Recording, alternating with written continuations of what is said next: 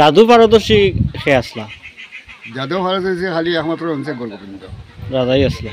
গৌরগোবিন্দ ওখানে না সাদর ললে দাঁত হরিয়া বলে ফালকি হয়েছে বলে ফালকি লইয়া যাও আমার কইনার লেখাল হাফ হইয়া হে গৌরগোবিন্দরে দাঁত হরিয়া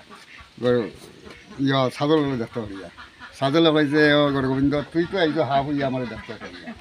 সেও আসলে তারা দুইও আছিল বিরক্ত বেশি দেখি লইতো মানুষ চিনি লইতো ওই লোক জাদুঘরও শুনছি রাজাই জাদুঘর আসলা তার বইন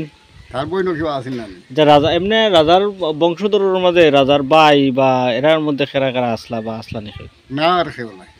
ইতিহাস নো মারি লিছে আপনার মজুমদারি ব্রিটিশের আমল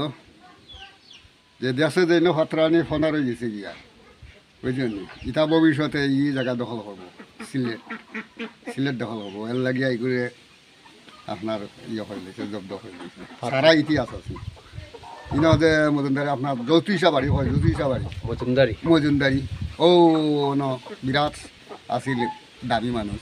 ও নিয়ে কব্জ করে দিয়েছে বলে ভবিষ্যতে তারা যদি ই কাগজ পায় তো তারা সিলেট দখল করবে সিলেট দাবি করবো বলে আমরা গৌরবিন্দর মিরাজ ও এর লাগে কাগজটানি নিয়ে আপনার বেতাম্বা করে দিয়েছে এই কাগজ লাগে বহুত মানুষ আঠিছে ভাইকে একটা মন্দির আছে নি আর দুইও ভাই দিয়ে সড়ক লাইন গেছে মন্দির মাঝখানো আর দুইও ভাই দিয়ে আপনার ইয়ে গেছে রোড গেছে আর মাঝখানো মন্দির হয়েছে যেমন ধরল হোক আসলে ন মন্দির না নি সড়ক অন্তাকে আর দুইটা লইছে দুইটা লিয়ে আবার যায় আপনার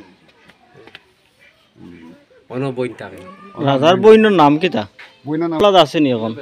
না না কেউ নাই। কেউ নাই। রাজার বইনের বাড়ি কোনো না কইলা জৈন্তাত